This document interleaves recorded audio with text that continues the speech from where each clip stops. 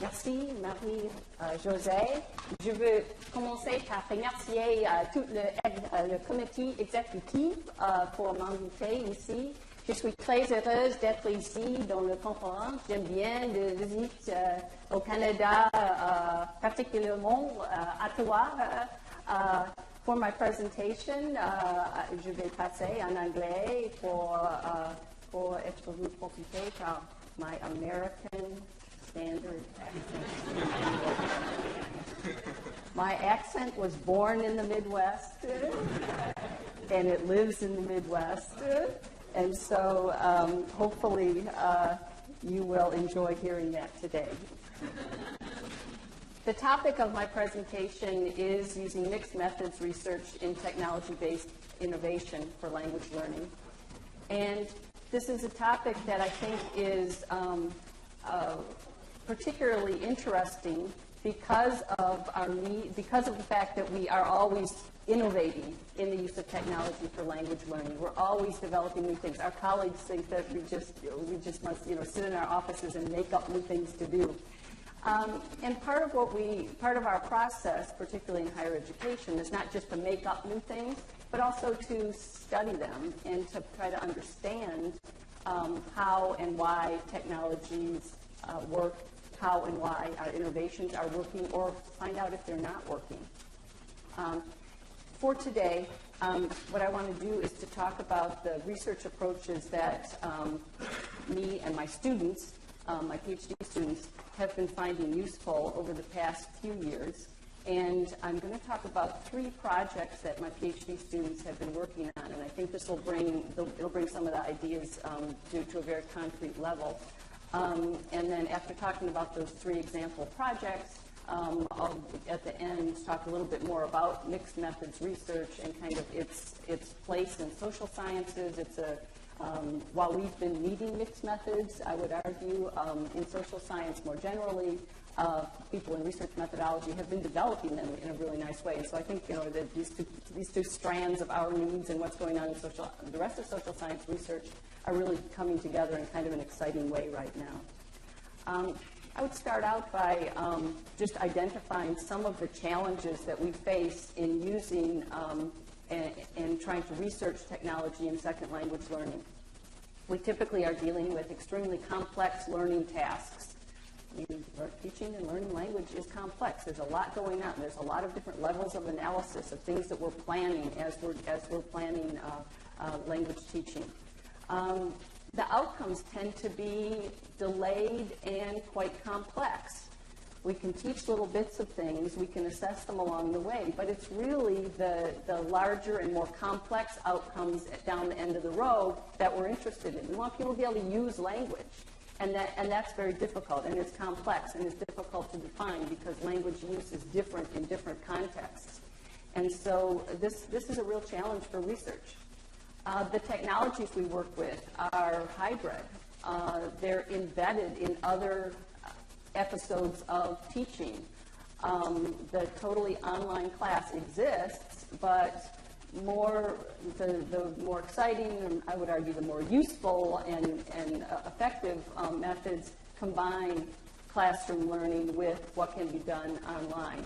And so the idea of separating out what's learned through the use of technology from what's learned in the face-to-face classroom is extremely difficult, and one might even say not really what we're interested in. There are also multiple purposes and audiences for research. We as applied linguists, and particularly working in CALL, have interests that are very close to the innovations and trying to understand how things are working and how to improve them. There are other audiences that need other kinds of arguments and other kinds of data. So we've got all of these things coming into play, and I see all of these issues playing out as my PhD students who are working on building and studying innovations come and say, okay, well, what about research design? How can I study these innovations that I'm developing?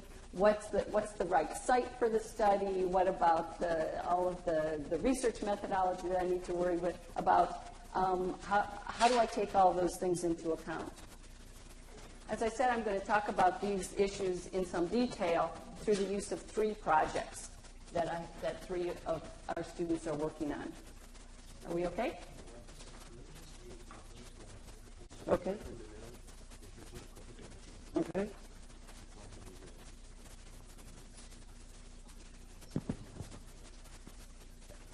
Ça va? Okay. Dois-je commencer encore? Okay. So the first example is a program. It's a set of teaching episodes that teach students strategies for learning and using collocations in English writing. The second is a program that teaches students how to identify and use the functions in register-specific research writing, in particular the research article. So this is for graduate students in ESL. And the third is undergraduate students in ESL, teaching them how to develop ability to use argumentation. These are all ESL. They're all in higher education at our university. Okay, and so these are all technology innovations that have been developed. The first one is a project that's been conducted by Jim Rinaldi over the past, maybe 3 years. And for each of these, I'm giving you the name of the person who's doing the work. Instead of people are writing articles now and producing dissertations, or they have dissertations. But anyway, if you Google these people, you can see what their whole story is. But I'm just going to talk about just to give you a taste of what the research issues are. The materials consist of multi-stage teaching and practice. The outcome is to teach students strategic use of resources for producing accurate collocations in writing. Okay, so strategic use of resources. The goal is not that students will put a whole bunch of good collocations in their mental store that they can then draw on. At this point in the game, that's probably not going to happen for these students. It's an issue of writing and being able to draw on resources while they're writing and use those resources to get their collocations working well for academic writing. It's used in a face-to-face writing class, which integrates multiple technologies. Okay, so this is his program is one thing, but there are other technologies, and then there are also face-to-face classes. And he wanted to do his research to demonstrate kind of a proof of concept that teaching these strategies can be done and that it makes a difference, and to produce research articles, and then to learn about how we can revise this project and whether it should be used anymore. So just to illustrate the issue here, a couple of sentences from the world of ESL. We could make similar French ones. In fact, I'm sure I did make some similar French ones as I was doing my introduction. There may be several reasons that would contribute to this phenomenon. And in the 1950s, American scientists warned people for the dangers of television. In each of those cases, there's a collocation issue with the verb because in the first case, it needs to. In the second case, it has a word there, but it's just the wrong one. Okay, so that's the kind of strategic knowledge that he's trying to teach. He has various things. One of them, though, is using dictionaries, using online dictionaries.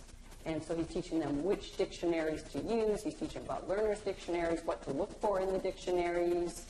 And there are exercises where they can do this and actually draw on the dictionaries.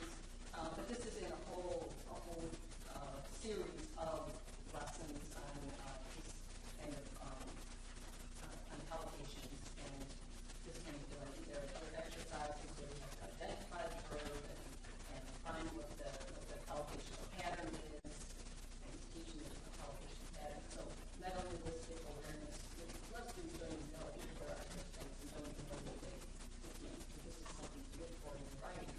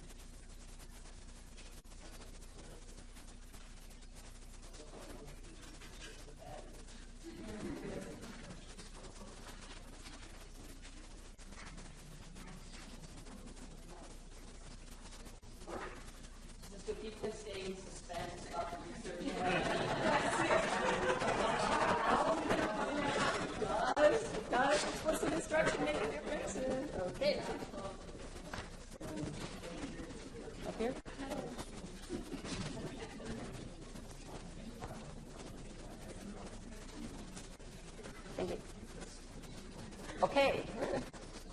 I sound louder to myself. Okay, so these are the kinds of questions that he developed in order to investigate his innovation. And as I said, this is part of a bigger project. Here's his design. So this is our first look at a mixed methods research design. It has there's a quantitative part in it. You can see with the quan there. There's a pretest on collocation strategy use. Okay, what do students do when you just set them some tasks where they need to write and they need to figure out the collocations? Then he has his intervention. There's a post-test. There's a transfer test. All those things are marked with the quan to indicate that those are the quantitative parts of the overall design. There's also some case studies marked qual. The qual's in small letters, meaning that's it takes a secondary role in the overall design. Okay. This is an explanatory design where he's doing something and basically working within a quantitative model of a control treatment kind of thing. So he's got explicit instruction and discovery conditions. And then the case studies are going to provide more insight.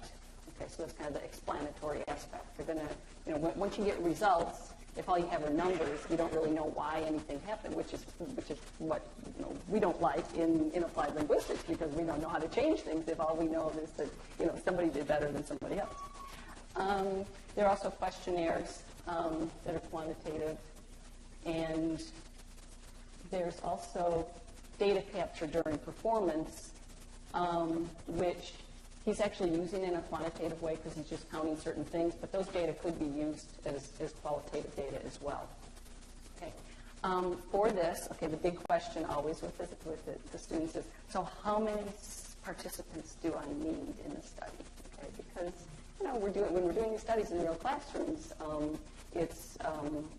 each participant is valuable and difficult to get sometimes.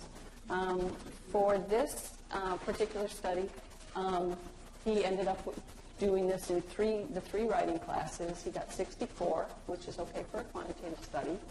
And for the qualitative, for the case studies, he just had 6. And you see this a lot of times in these mixed method studies where you have something big going on and you're collecting a lot of quantitative data, but at the same time, you just take a subset of those to get the qualitative data on. Okay? And that makes it workable. I'm just going to show you a few of the results, and Jim has Jim has no end of results, which I'm sure you'll see or have seen already to some extent. So here, remember, at our pause, we were wondering, does the explicit instruction make a difference?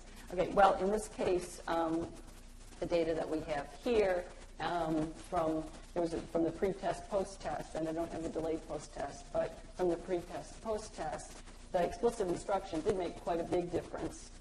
The explicit and discovery group were statistically the same at the beginning. And the discovery group, they discovered a little bit, but really not too much. There's no statistical difference. So when you leave, that's what students do in the real life of ESL learning and ESL instruction. But he was able to find a difference from the explicit instruction. Okay, and there are, as I said, lots more results from this, but this is a start. So what he was able to do with this design was to demonstrate his proof of concept. Okay, proof of concept is kind of what we think of in terms of, okay, so we've done a small project, and now we want to try to get lots of money from somebody to work on this project and scale it up and that. And so Jim's not quite there yet, but I think what he's done here, the kind of data, the fact that there are quantitative data, that there are outcomes that show differences, I think puts him in the position to do that if he wants to at the next step. He's writing research articles. He's got input for revisions of the tutor, and some of these revisions he was doing during the process of the study and then during the pilot study with a similar design, with kind of trying out the case studies. He was also that was kind of design-based research kind of feeding back into the development. And then these data, I think, are also useful for making decisions about the curriculum. I think when it comes, to planning the course for the fall, I'm not going to have any problem convincing the teachers that they ought to be doing this kind of strategy instruction with the collocations. I mean, these data, I think, work well for that. And in communicating with teachers, it's, you've got the quantitative data, and okay, that's fine. But you also have those case studies are really useful for communicating with teachers because you can see, exactly what somebody did. And you have the screen captures that show a student doing the revisions. And that's exactly the kind of thing that the teachers want to see, that kind of in-depth learning that students are doing. So let me move to the second example then. And this is a project that was done by Elena Kotos. And again, with her, now is a multi-phase project. I'm actually going to use two different names for it here because it is in its second phase now. She developed a multi-unit piece that teaches analysis and and has students do controlled writing practice.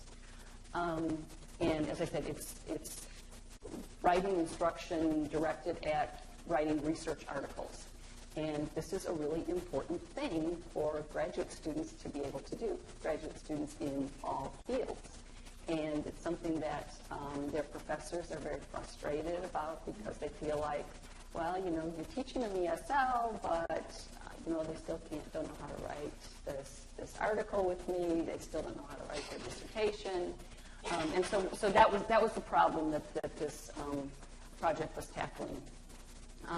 So we wanted students to obtain knowledge and strategies for analyzing and producing research for writing. It's used in a face-to-face writing class with, again, multiple technologies for writing and collaboration. So students are doing lots of stuff online, and this is just one piece. And again, she wanted her research to demonstrate this proof of concept that you can actually teach kind of the genre analysis. You're actually teaching the students how to do genre analysis. You're teaching them how the linguistic form of a research article is used to convey the meanings that research articles convey. And then she wanted to be able to produce her own research articles, which she's actually very good at writing now. And she wanted to get input for revisions and then, again, decisions about the curriculum. Very similar uses for this research. Okay, so here's the problem in writing research articles in English. And research articles look like they're really clear to people who are used to writing them because they even have headings, in English. There's an introduction, there's the methods, there's the results, and there's a conclusion. Like, what could be so hard about that, right?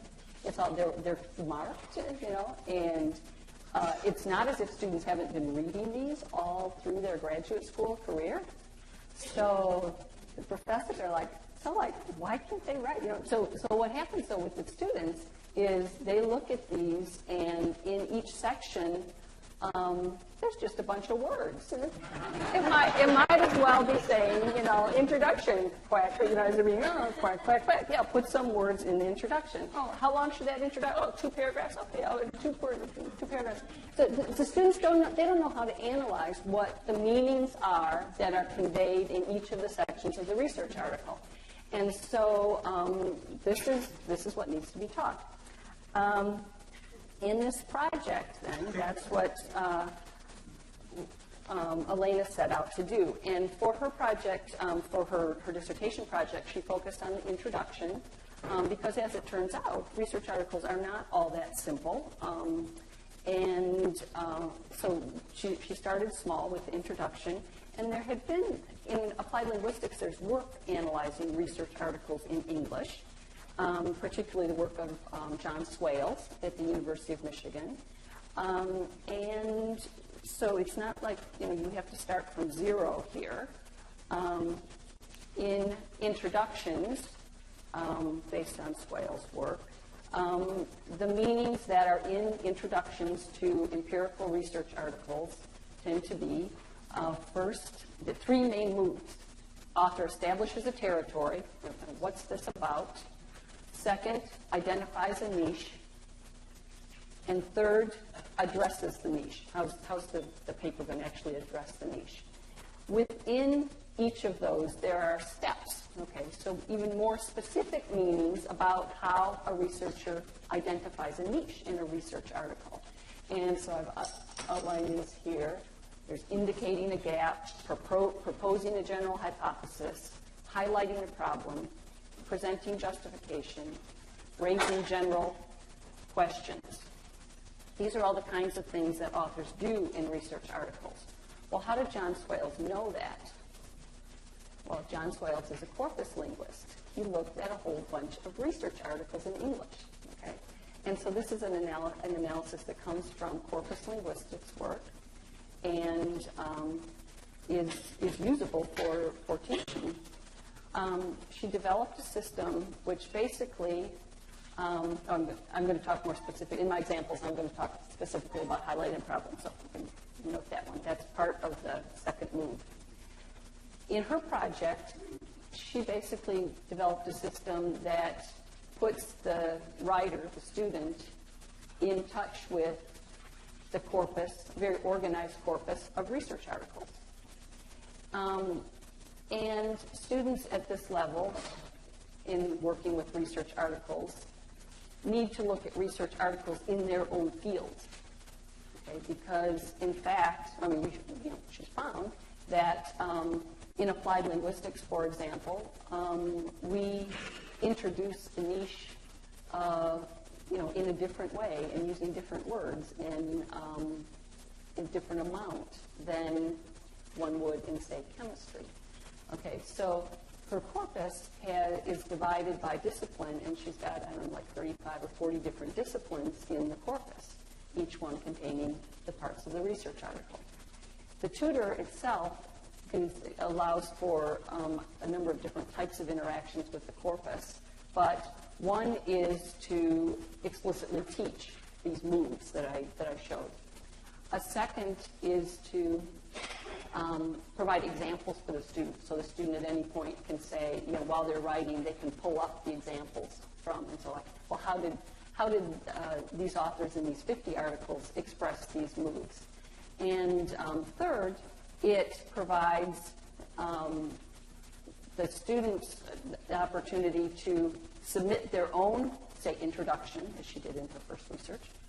The student can submit their own introduction to their paper that's in agronomy, and the system will compare that introduction with all of the other introductions in agronomy to say, okay, well, you're missing this move, or you've only got 2% of your introduction is this move, whereas in your field, there's much more.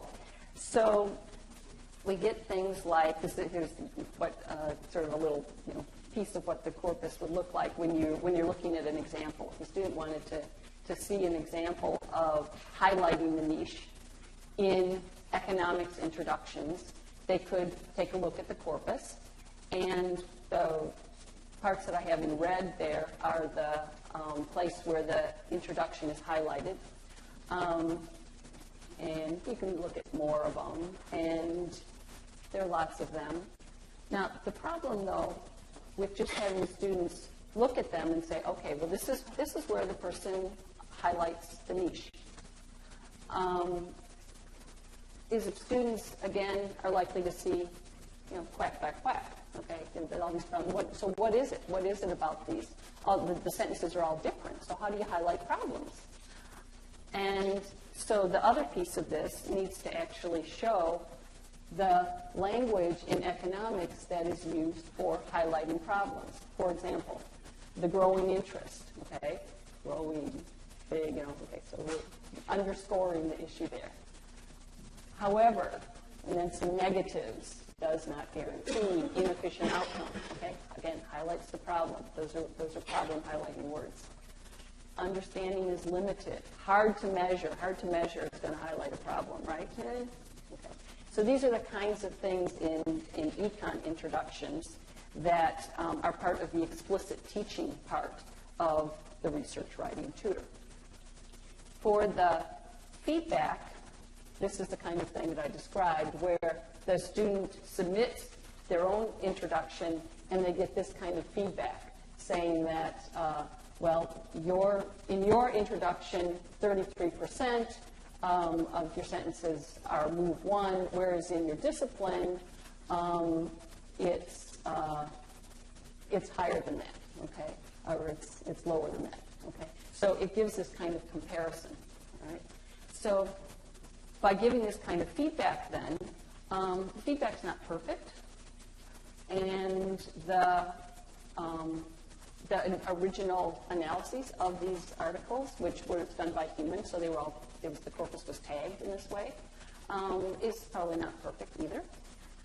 But the question is, does it get the students to understand what these moves are and how to analyze the language that's needed to make the meanings that are in these moves?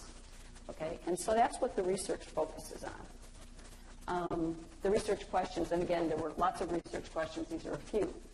Does IAID, this is Intelligent Academic Discourse Evaluation, is the name of the first system. Does IAID's feedback draw students' attention to rhetorical meaning and form? Okay, rhetorical meaning, highlighting the niche. Form, things like hard to measure. Okay, what's the language that's used to express those meanings? And then do students have a positive learning experience? Did students learn and improve? I'm going to show you I'm going to show you the overall design. This overall design, again, in mixed methods, has quantitative data and qualitative data. A little plus there means that these were collected simultaneously. And then there's another kind of follow-up that has, again, some quantitative and some qualitative aspects to it. Okay, so lots of different think alouds, interviews, observations, open-ended survey questions, quantitative test scores, yes/no survey, Likert scale survey. Okay, so lots and lots of data collected. Just to give a couple of examples of results. For one of in the quantitative results from the survey, to get at the question of the form meaning connections, the question is, when you were revising your paper, did you think about the meaning you wanted to express? Okay, and students said yes, a lot. Other questions like that, they'll get at the form and meaning as well. Okay, so that was the survey. Questions like that. Qualitative data came from things like the think alouds and the interviews. And again, here these are some quotes that were taken out of the attention to meaning that were relevant to attention to meaning question. Because I'm not sure about my own thoughts and colors make me think what I say. Okay, so the colors that are used in the program. I could know the concept of the meaning I have in mind. It helped me to pay attention at the feedback, helped me to pay more attention in how to say the moves. The feedback tells me the moves sometimes different from what I try to express. It tells me whether I have expressed some sentences in a wrong way. I would find the improper explanation in my introduction, especially with the appropriate words I should use to give determined meaning. Okay, I mean that really gets at the point. Okay, what words can you use in an introduction? Okay, you don't want quack quack quack in the introduction. You want the kinds of words that are used in your field to talk about problems, highlighting problems, and presenting the research. I begin to focus on the key word and expression way. I can use more specific words to express the meaning in my mind. Okay, so these were the kinds of things that the students were coming up with and describing how they worked with this system, just from the qualitative data. In this project, I think we can say that this was proof of concept success because she's got a big grant now to do the second iteration of this. Okay, her project was it researched introductions in research articles, and it taught the class. We taught all parts of the research, but it only had this really interesting call project for the introductions.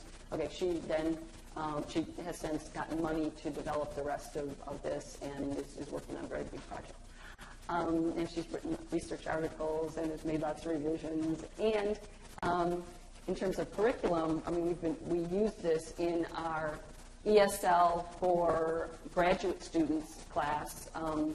And since then, it has been developed, and the graduate college said, oh, wait, it's not only ESL students. We want more classes using this. And so the curriculum ideas are have actually expanded to some extent.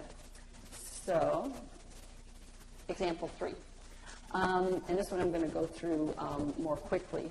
This is a project that was used in an undergraduate ESL class where the issue is, there are a number of issues, but one is producing argumentative essays. And this is preparing students for the writing classes that they're going to take with the rest of the students on campus. And so that was the focus, looking at the outcome is, does the argumentation improve?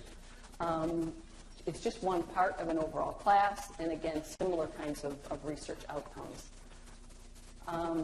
The students' challenge is both in reading, again, how do you find the language that signals the arguments, and then in writing argumentative essays. Students have a really hard time, and this is the international students, this is the American students too, but in developing argumentative essays, they don't feel the audience, and in part because it's a contrived classroom situation, and the audience is the teacher in many cases, but the audiences and purposes, but those things are central to writing arguments. And so, so developing this sense of audience was an important aspect of this project.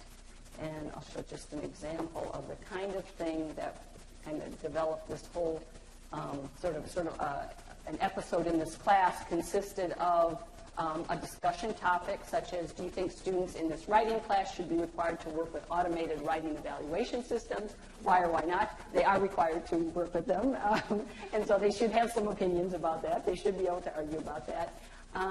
They have readings that talk about automated writing evaluation. They have face-to-face conversations, and they have to work with these ideas a lot before they're actually writing. But what she added was this collaborative task that's carried out in chat. The idea was, if you get the students talking through writing, that has the benefit of having them more reflection, of using the language of argumentation, and they're doing it with an audience. They're writing to somebody with an audience, okay, interactively. And so you get things like this, where the students are engaging in argument. Finley on the third line says, so we agree or disagree. How about, I give counter argument, okay, language of arguments. You guys give reason why we should not use English. Oftenly, I take the opposition side. Okay, they're arguing. They're doing the argumentation. Why is that? I still don't get it. Lambert, can you please clarify? Okay, and so the person has to clarify their argument. So they're doing this in chat because of the way the class is set up, the way the assignment is set up. They're doing argument interactively in writing, and the hope was that this would help them with their argumentative essays, okay, within the context of the other things that were going on. So there were kind of two main research questions, one looking basically at the accuracy of the language, and the second was the development of the argumentation, and I'm going to focus on that second one. The research design collected quantitative data and then selected a participant for the qualitative data collection based on the quantitative results. And then the quantitative data allowed for amplifications of some of the details of the writing process. So these data in the second column here come from those quantitative data. And on the basis of these quantitative data, a participant was selected, and we can see his quantitative results. So we can see who this person is relative to the whole group. If you look at those results, he's on the low side. Okay, so this is not a strong student in terms of accuracy, complexity, etc. Fluency was at the high end. Okay, so the quantitative data here serve as a way of painting the picture of the whole sample. And so when you're looking at the qualitative results, you know who you're dealing with. You know to what extent this is representative. The qualitative analysis focuses on the quality of the argumentation. And this was the coding for it. And this is, Jinwon did a very nice job of putting this in a way that I can show you very quickly. This is the first essay. Okay, so here's the coding again. These are the different things that are supposed to be in the argument. We've got 6 colors. First writing does not have 6 colors. Okay. Second writing adds a couple more colors. Okay. Added a little orientation. The next one added a lot of orientation. Writing number 3, a lot of orientation, maybe too much. Fourth writing, 6 colors. Okay. Pretty even 6 colors. Okay. And so we see the progression across the semester of the development of these different aspects that we want to find in the writing. And here's a summary of that. At the beginning, there was no orientation. There was no definition. There was no summary. Okay. Whereas at the end, they contained all of those parts. Okay. Okay. So these 3 examples, I think, help to show the complexity, the kinds of outcomes, the hybridity of these technology innovations. These were all things that were done in a classroom where lots of other things were going on. And they have multiple purposes and audiences. In each of these cases, the mixed methods research design seemed to be the answer.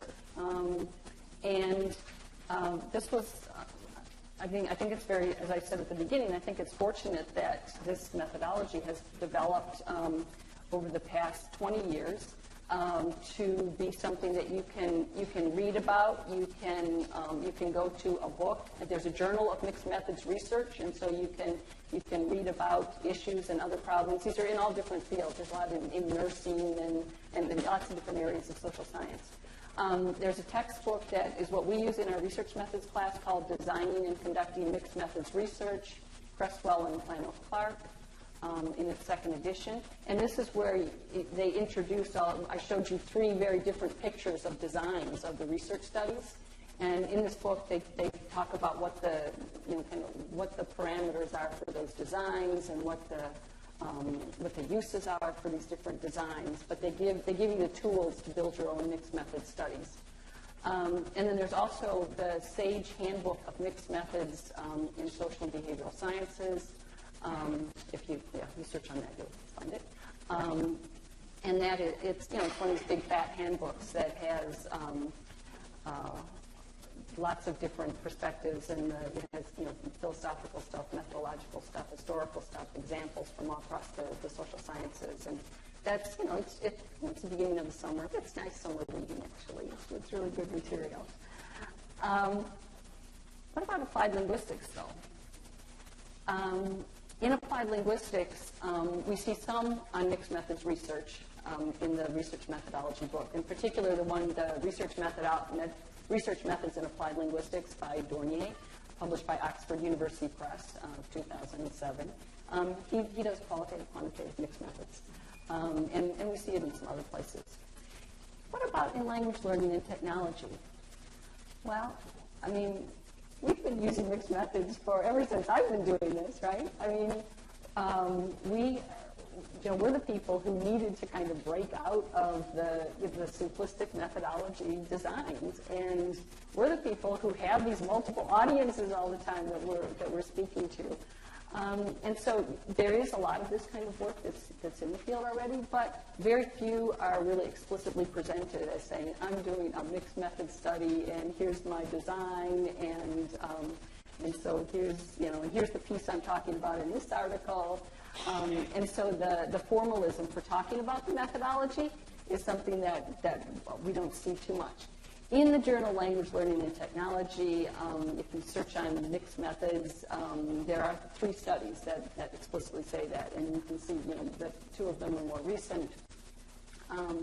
And I didn't check in Calico Journal, but anyway, I mean, my sense from reading this is that there aren't a whole lot of these that are stated as mixed methods.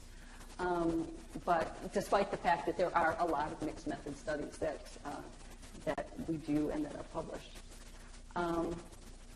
So, I mean, historically, the research methods have been kind of, you either work on this side or that side. You're either a qualitative type who gets in there and actually, observes the kids while working with the kids, or you're measuring kids. And, they're kind of you get in there and participate when your research environment. This was for Canada. Okay, this is and otherwise you take a distant view and say, oh, okay, how many elk are those elk? I don't know. I don't know. You get in there and do it. The philosophical perspective is constructivism. You're interpreting things. You're part of the situation. Otherwise, you collect the numbers and find out what's going on out there. And historically, I mean, there's just been, this divide between these kind of 2 world views. And a lot of people will still say, well, yeah, and they're just 2 different ways of looking at things, and, and that's the way it is.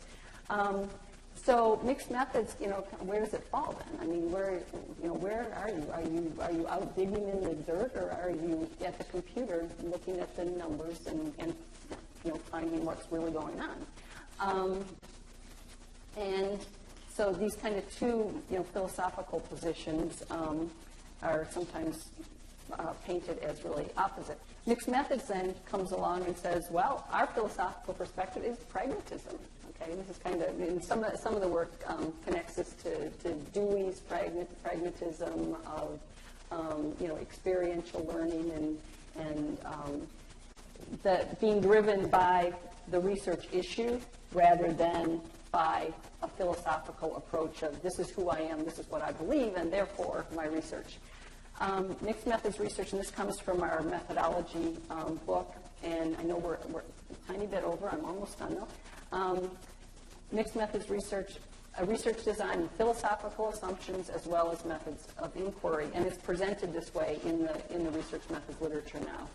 It involves philosophical assumptions that guide the direction of the collection and analysis and the mixture of qualitative and quantitative approaches. And its central premise is that the use of quantitative and qualitative approaches in combination provides a better understanding of research problems than either approach alone. And the focus is really on the problem, okay, rather than anything else. And so it's a difficult thing to move beyond. I have so many conversations where people say, yeah, but they say that you have to do this. And I say, well, what do you want to find out? What is the real problem? And how are you going to find the data that will help you to find the answer? There are lots of decisions to be made, and we saw some examples of these where there's equal status. We've got, or they're concurrent, or they're sequential. There's also the big issue of how the theoretical approaches that you're using, the theoretical approaches about language and learning, come into play in these, and that would be another hour, and I'm almost done. And so what we've done, I just kind of outlined sort of how this progresses. It starts with the problem.